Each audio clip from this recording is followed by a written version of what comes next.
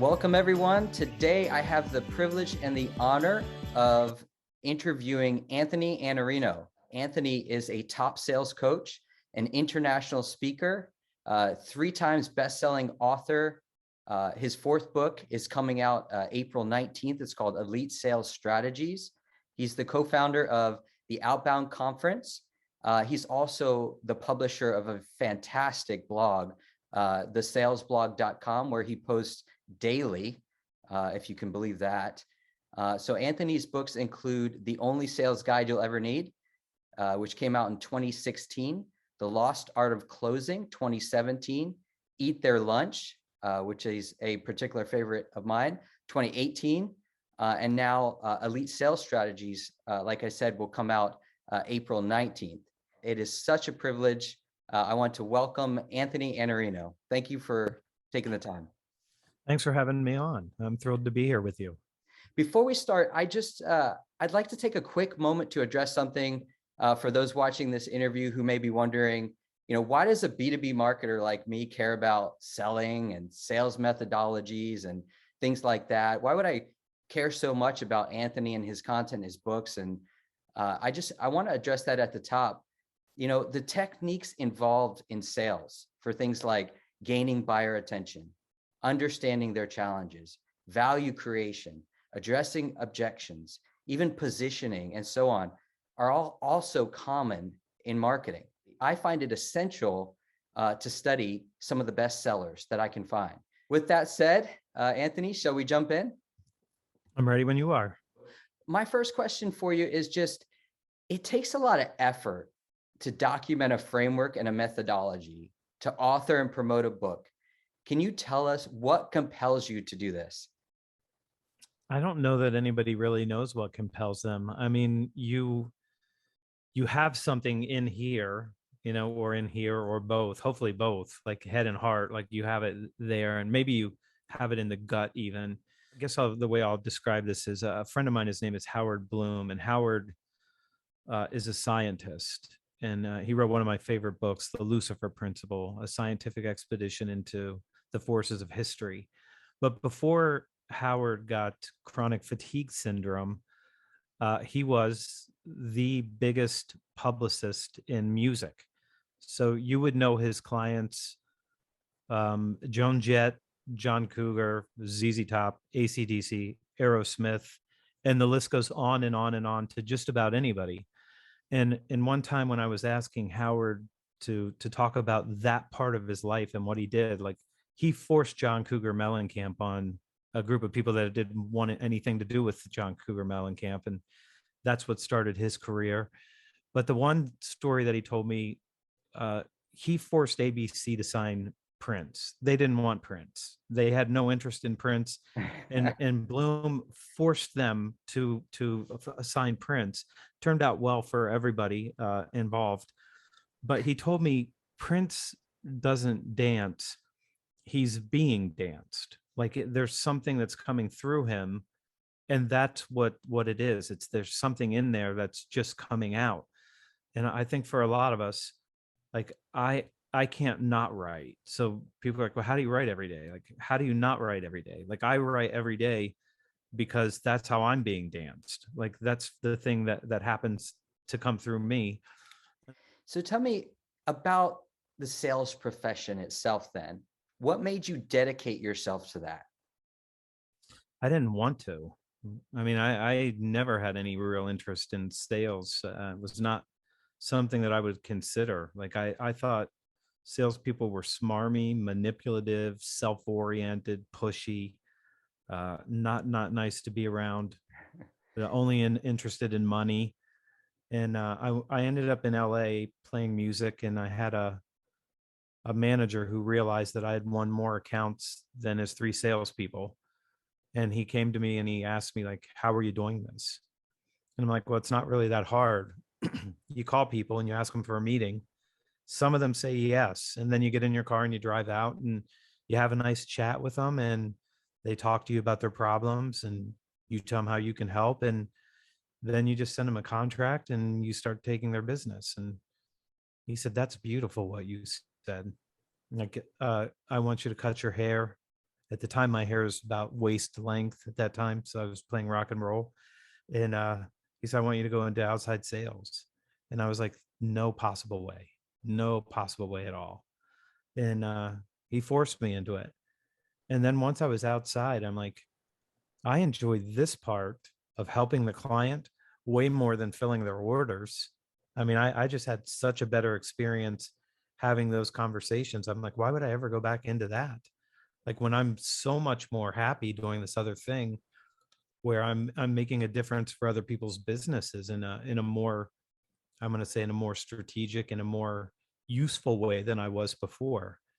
And so then after that, it was pretty easy for me to decide that I can continue to do this. After I had a brain surgery, I had to move back to Columbus, and I wasn't allowed to drive for 2 years. So I went back into the family business. You can't live in LA and not have a car. LA is a car city. Yeah, so it's a different thing. So Columbus was good, and that's when I started growing a business. What are the qualities then that make someone the best at their craft, the best in their field? There's a couple. I'm going to give you the two that I think are probably the most relevant. So number one, the best in their business, like whatever level that is the person who is got what the Zen Buddhists would call beginner's mind. Like they don't know anything. So no matter, like if you go to an Aikido school or a jujitsu school, like anybody who's a 6th-degree black belt will tell you that they're still learning. They're trying to figure it out. Like they're still trying to figure it out, even though from our view, they're masters, right? You're a master, but they're like, no, there's like a whole bunch of areas where I could be better.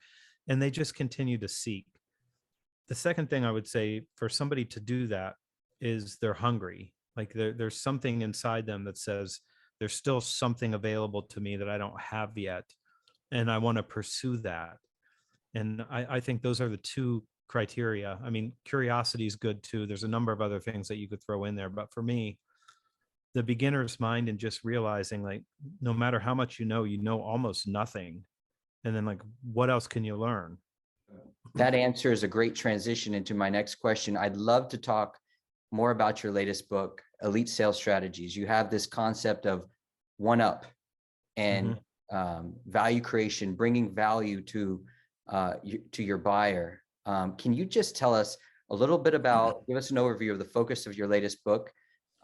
Yeah, so this book is the fourth of 4 that are really my documentation of a modern sales approach. So the approaches have changed because buyers have changed. And so that's probably the primary thing that's gone on, is the change in how buyers need different help than they needed in the past. So because that's true, we've had to adjust.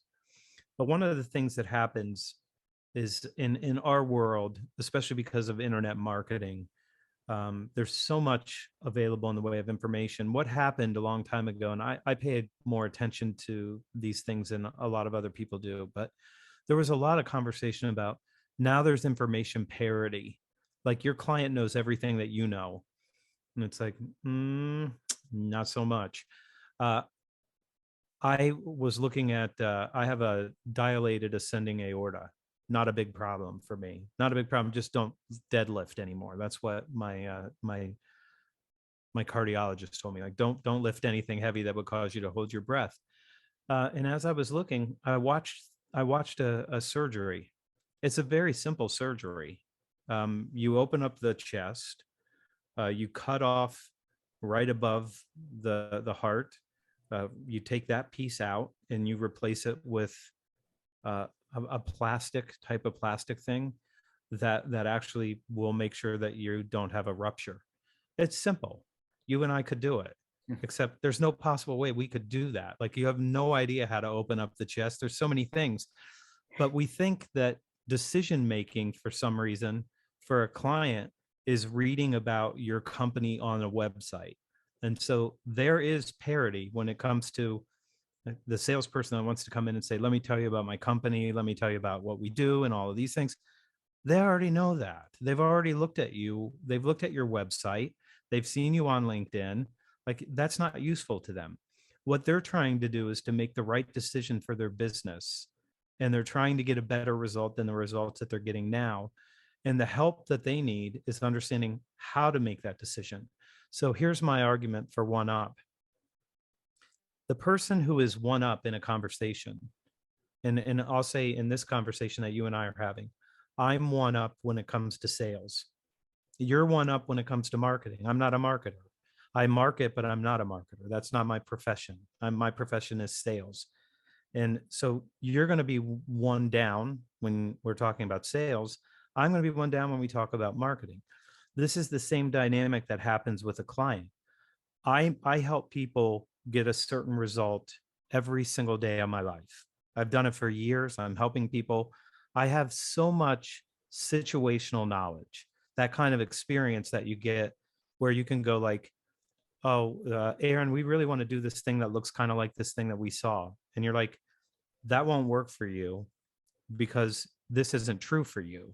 And they're like, oh, but now you have to say, well, this is true for you. So you need to message this in a different way because it's not the same thing. Even though you like this and you found something that you want to model, it's not going to give you the same result as them because of this. Now, how do you know that? Because some part of your subconscious mind goes like, no, that pattern's out of order. Like it doesn't work the way that they're looking at it. You don't know how you know it. You just know it. And so that's what happens.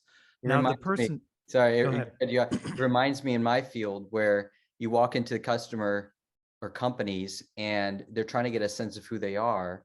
And they want to be, everybody wants to be a customer oriented company, but you can clearly see they're a product company and they're built like a product company and they're led by technologists and product people, but yet they want to be a customer company. And I'm saying, no, be a product company. It's okay. Yeah. If that's what you are, be that and be good at it. Yeah. So when I'm sitting across from somebody who doesn't have my experience, to get them out of one down, I have to transfer my knowledge and experience to them so that they can now make a better decision because they have insights and information that was unavailable to them until we had the conversation. Now, at the same time, they can say, this is how things work in our company. Now they're giving me this information. And this is some of the things that we're seeing in our industry right now. And it's showing up different than you described it. And now I'm becoming less one down over that period of time that we're talking together. So the idea is if you are in sales, or I would argue in marketing, your job is to lead the client and make sure that they really understand the decision that they're making and the outcomes that they can expect. Because if you let them go to the website and make a decision, they're missing a lot of the information to know why I would say this instead of that. And you can only get that from somebody who has the experience. So I had a brain surgery. I'm sure there were a lot of people who would like to have done my brain surgery. My doctor, too, in Cincinnati, billed me $80,000 for the surgery. So he did two at the same time. So that was a good day for him. And the people at UCLA who wanted to do the surgery were young and aggressive and scared me off because they were more interested in what it was going to do for them than what it was going to do for me. So they were self-oriented. They're like, we need to get you on video. We need to be able to train people. In the future, we're going to have a lot of people in this surgery center with you so we can train them while we're doing this. And I'm like, I need to call my parents and let them know I've been in the hospital for 2 days before we do anything. And Dr. Two was 100% one up. Like he was 100% of 100% more one up than anybody I've ever met. But there's a couple other things I would add to your list from earlier. Like it's not visual and it's not audio and it's not the internet and it's not magazines and it's not television. It's psychology. And so the intersection between sales and marketing is right there on this line of the psychology of the conversation that you're having. And what I would argue is that the reason that those of us who have sold for a very long time are very good at it is because we have the pattern recognition around the psychology of the person sitting across from us. Now you have a different problem to solve. So you're saying like, I have to communicate one to many. And so I have to understand a different type of psychology. And if you would read something like Breakthrough Advertising by Eugene Schwartz or something like that, and you understand that there's no such thing as demand generation, the demand already exists, and all you can do is speak to the demands that are already there if you want to be a good marketer. Like, that's it. They already know what they want. They need everything. They need everything. Now, not all of them at the same time, but they need to be happier. They need to be healthier. They want more money. They want better relationships.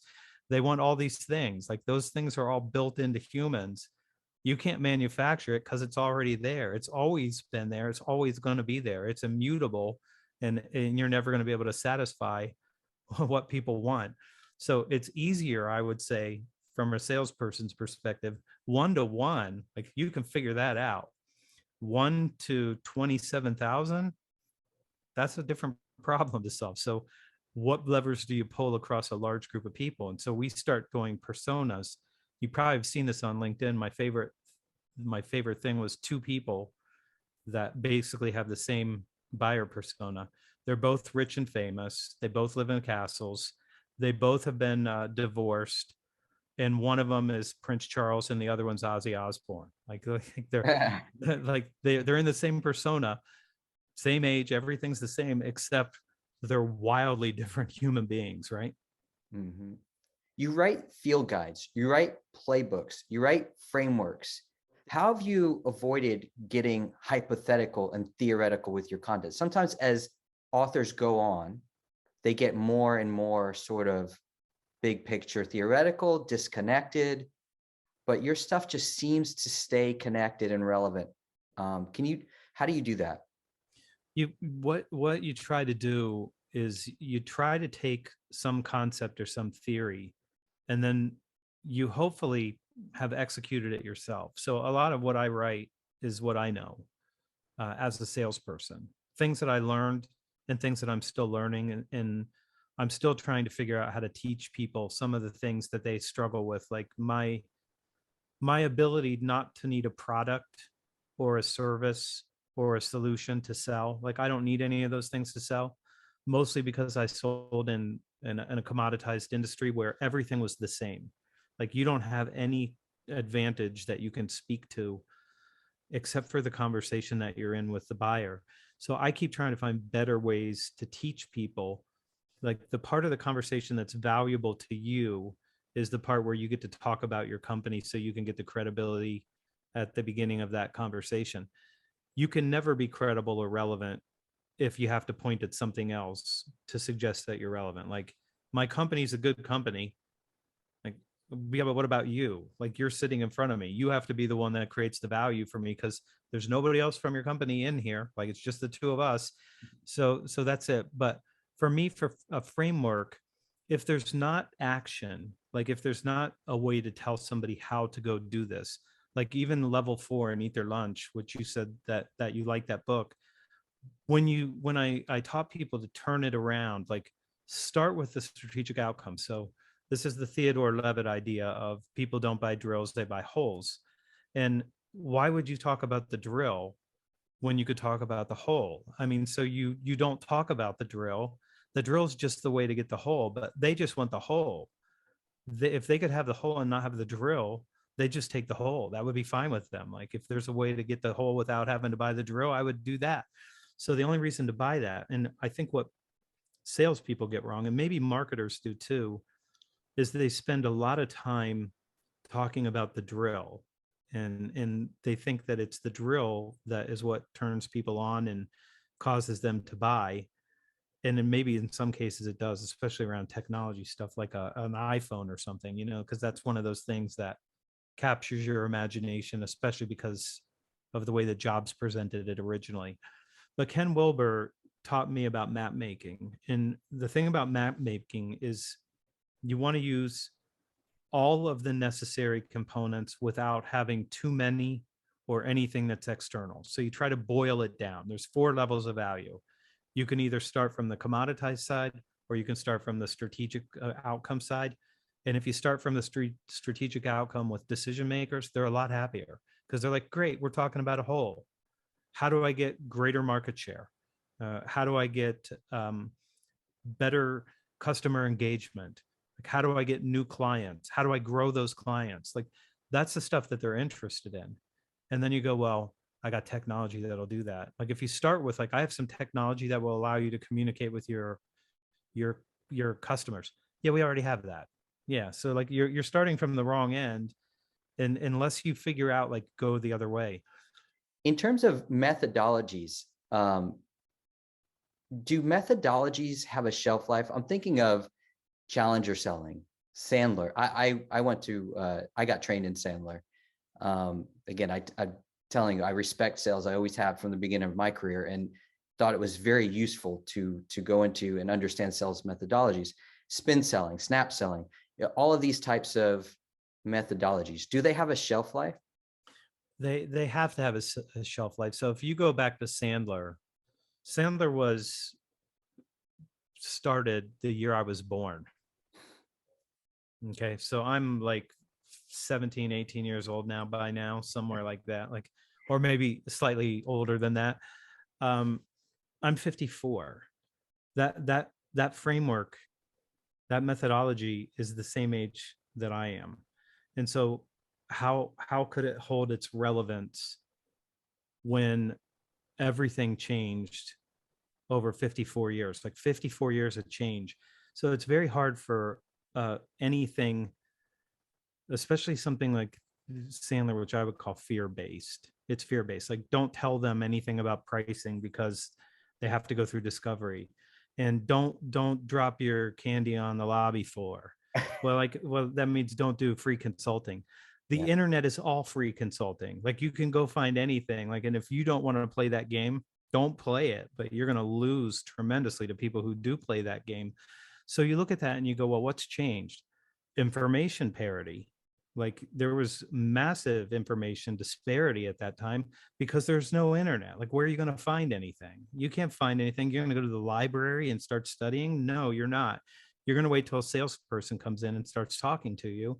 And you need that salesperson to tell you about their company, to tell you about their products, to tell you about the successes that they're having. Because where are you going to see it? There wasn't any place. Now it's everywhere. So those kinds of tectonic shifts in the market means that something has to change. Now, there's a lot of people right now who are unhappy that solution selling is now starting to wane. And why is it starting to wane? Because two salespeople come in to talk to you. The first one says, here's what our company is. Let me tell you about us. Let me tell you about our solutions. Let me tell you about our logos. And then 2 days later, another solution seller comes in and they do the exact same thing. And then you go, Aaron, what was the difference between salesperson A and salesperson B? And you're like, well, A was taller and had lighter hair, and B had a green logo that was the same color as my carpet when I grew up. And that's the only difference that they can tell. And it's not serving them. So the reason that buyers are unhappy with salespeople and don't think that we create enough value is because the conversation's not a good conversation. It's not a conversation about decision making and getting better results. The conversation starts with why us, and then what's keeping you up at night. And that's what salespeople were taught to do for, let's call it 35 years. And it worked wonderfully. I did it. And I stopped doing it when I found a better way. And in my better way, I figured out in about 2001, when I realized that nobody cared. And I had two experiences very close together. One where I taught the client how to think about their business. And that worked beautifully for me. They sent me $2 million later that afternoon after I did that. And then I was like, that worked really well. The 2 million wasn't for me. It was for their temporary employees. So I passed it off. That's what I needed them to do. And then I went to Cincinnati to have a big client meeting. And I walked in and I sat down across from a guy. And he said, I reached over to grab my laptop so I could show him our Why Us. It was a Why Us presentation. And he said, put the laptop back in your bag. And I'm like, yeah, but I got a presentation here that I want to show you. And he goes, I don't want to see your presentation. I've seen too many presentations. I'm going to ask you questions and you answer the questions. And if that goes well, we'll have a conversation about doing business together. And I'm like, a lot of the questions that you're going to ask are in that laptop with really nice graphics that's going to explain it better than I can explain it. And he goes, Marketing worked really hard on that. yeah, no kidding. It's beautiful. And like, he had no interest. And a couple of days later, a friend of mine called and he said, I walked into the conference room and I plugged my laptop into their projector. And the senior decision maker said, if you open that laptop, I will throw your ass out of here. And I was like, what's going on? Like, what's going on in this world? Like, they don't want it anymore. And they haven't wanted that for a long time. And I think that all of these things are going to have an expiration because things keep changing. And I will tell you, the arc for sales goes like this. And I think it's going to go this way for marketing too. Either you are capable of creating strategic level value for me, like strategic level, not just transactional. Anybody can do transactional marketing. You need an image, you need it to go on Facebook, you need to boost that. I get it. That's transactional. The part that you started talking about at the beginning about marketing, the where all of this is going is to higher and higher value creation. And so the strategic part, the part where you think about what it means. So when you were talking about Andy, right? So when you start thinking, like, it's not the product, as good as the iPhone is, it's not the product, it's what does the product mean? What does it say about the person? Why did Jobs have white? Nobody had white headphone cords. Nobody. Why? Because it says, this is my identity. This is the identity now. I'm wearing the identity. And other people then started going, we need to make red ones then, because we have to have something that sets us apart. And so that's the kind of thing that you have to think about. But I would say in both cases, whether it's sales or marketing, it's all moving towards greater and greater value. And the people that can't do that are going to find themselves in a different situation. Like, it's going to be very hard to sell like it's 1967, when it's 2022, and there's so much uncertainty. And if I ask you, what is this going to cost, Aaron? And you're like, well, I can't tell you. I mean, then it's like, are you ashamed of your pricing? Like, it's already so high, you can't even say the words, and that kind of thing. And if you just say, based on what I know about you, Anthony, like, it's going to be somewhere between $45,000 and $72,000 probably to get started. And if I go like, Aaron, like, I could never afford that. Well, guess what? I cannot afford it. So what are you going to do anyway? Like, no, I still want to go through discovery with you. It doesn't matter. Like, the client has lots of choices. There's never been more in your world, in my world. There's plenty of sales organizations. There's plenty of marketers. And if you don't want to help me get the answers that I need, I'll find somebody else. And that's why these things that have worked for as long as they have don't work anymore, because the environment's so uncertain. We live in disruptive, accelerating, constant change, and people need different kinds of help than they needed in the past. Your books focus so well on value creation. And like you said, it's so important. It's everything right now in both sales and marketing. But you also talk about personal values, and I appreciate that. And can you just tell us a little bit about why are values critical in the sales profession in particular? I think values are critical in every human endeavor, I mean, regardless of what it is. And I also think that if you're going to do anything meaningful while you're here, you have to decide what your values are. Now, they don't have to be my values, but if you're going into the market to try to identify a group of people, then you have to speak, in my opinion, to their identity. And part of that identity is values. And the reason we have so much political strife right now in the United States is that we have two warring narratives that have split people into two tribes that believe that the other tribe is their enemy. And that's pulling, like, the easiest lever for politicians to pull is to just say, there's the enemy. And we'll go back to Howard Bloom, who once told me, politics is permission to hate. That's what politics is. It's permission to hate. And that's not a good thing for a country to have that going on. But you do have to go out and speak to people's values, and people have different values. And the ones that are going to be right for you are the ones that share some part of your values with you, or something important and meaningful, the same way that you do. That's why not everybody's a fit for somebody else. And so one group is the Apple group, or the other group is the Galaxy group, or the Samsung group. And and there's other people who are like, I still like LG, and like that they belong to that tribe. I think your values matter a great deal. You're here for 4,108 weeks on average. Hopefully you do a lot better than that, Aaron. I had a grandmother that made it to 93, so I'm hoping I got plenty of her genes, to get an extension on the average, which is just about 79 years old. Your values are what you should probably lead with, and if you care about what you do, then you have to bring your values and your principles into it. You teach salespeople to position themselves as trusted advisors. Um, Getting to know your clients typically means spending time with them.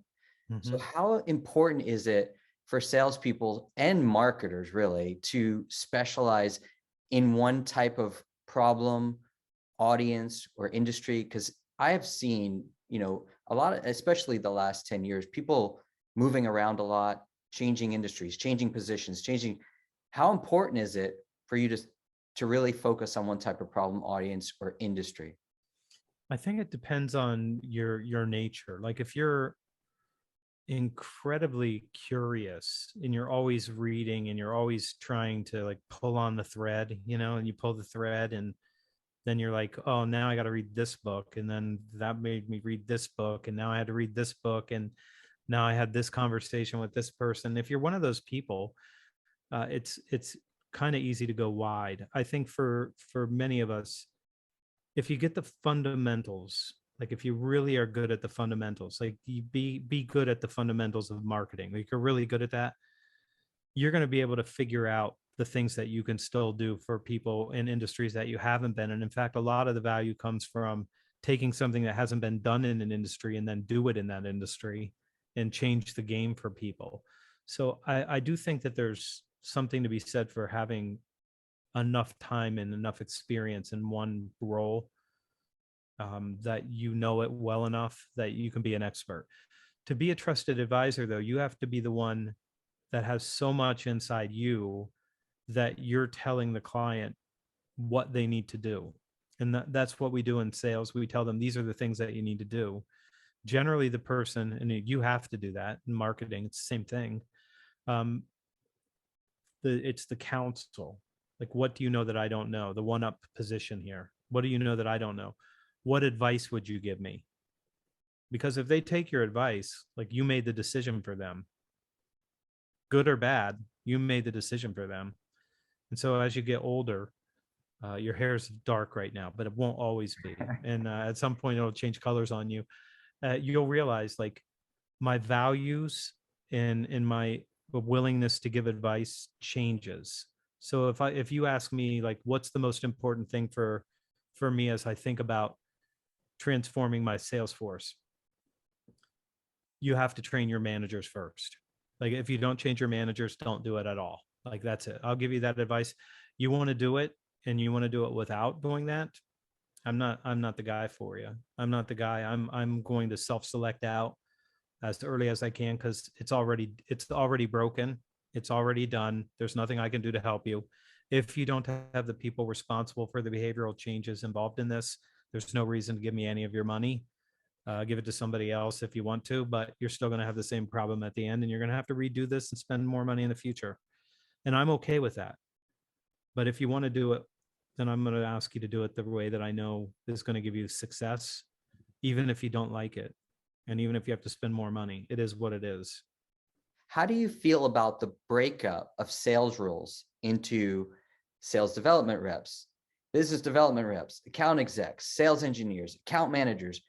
Because you're talking about building relationships and creating value, but then you're potentially passing people along to a number of different people during the sales process sometimes. So give me your take on, what is the impact of all of these different positions and handoffs on relationship management and value creation? This is all the Silicon Valley ethos that now permeates business in the United States, especially the kind of companies that do what you just described.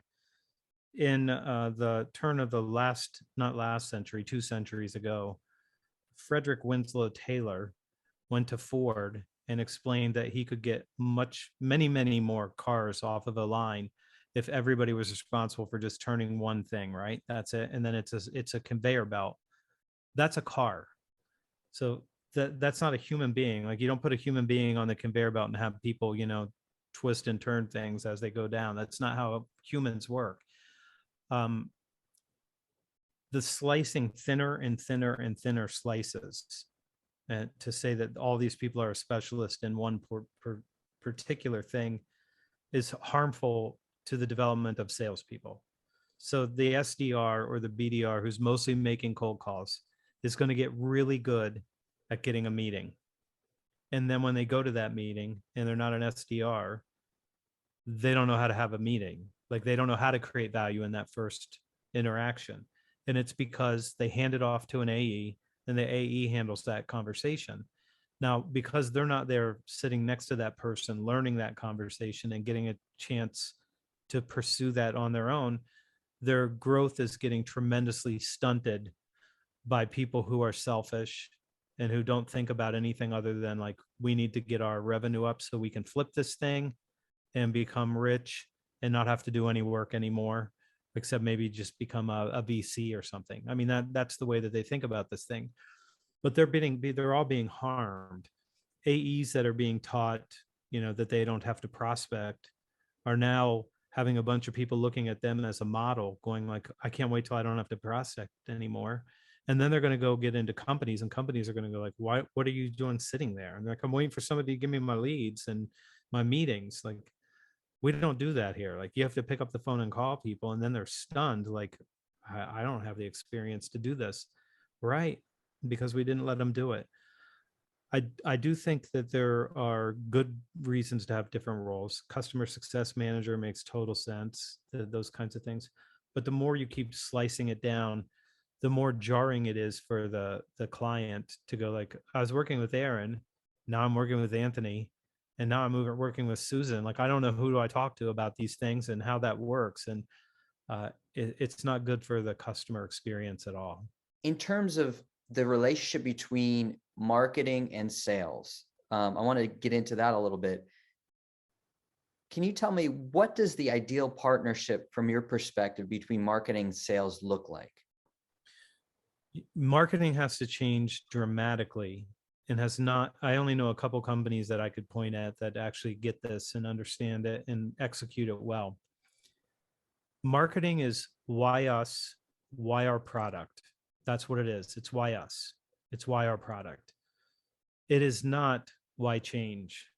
It's not why change. It should be why change, but it's not. It's mostly about drawing attention to something. But the thing that salespeople need from marketing that they don't get is content that speaks to why change. And why change is the first part of the decision that a client has to make. And so when you try to wait and leave that until it's later on, like, let them show you what our product looks like. And we're back to the drill. And you're like, yeah, but my drill's yellow and it's really big. It looks like it belongs on a construction site. Like, imagine how powerful this thing is. And the person's like, I just need a hole. I can probably just use the nail if I need to. They just, that's not what they're looking for. So the part where you need to help salespeople is helping them understand, why should the client change? Why should they change? Because these factors and these forces are now weighing on their business. They're unable to get the result that they used to. They need somebody to explain it to them. And marketing needs to pick that role up for salespeople and make sure that they have good content for that part of the conversation that's generally missing. And it's generally missing because what we talked about earlier, the legacy approach doesn't believe that uncertainty is a problem and it causes people not to buy.